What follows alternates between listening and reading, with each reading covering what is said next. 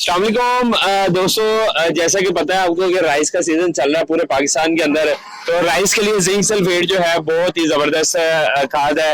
ये दानेदार है जी जिंक सल्फेट, और जो है 33% इसका दाना है, 33% और जो है पिछले साल जो है वो 3 किलो फी एकड़ रिकमेंड थी, लेकिन इस साल जो है महकमा ज़राअत ने 6 किलो फी एकड़ तक इसके रिकमेंडेशन की है। जिंक सल्फेट 33% जो है प्रोडक्ट।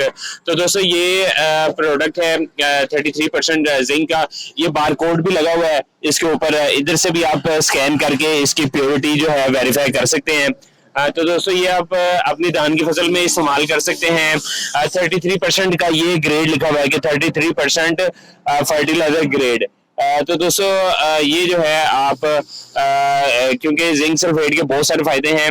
अमूमन जो अभी टेस्टिंग होती है जब राइस क्रॉप की, जो एक्सपोर्ट जिन्होंने करना होता है, अगर उसके अंदर जिंक की कमी आ जाए तो माल जो है एक्सपोर्ट नहीं होता।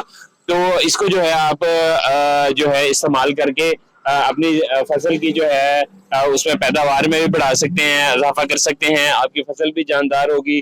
चावल की फसल में जिंक जो है बहुत उसकी अशद जरूरत होती है और बहुत ज्यादा नफे हैं, फायदे हैं इसके जिंक सल्फेट के।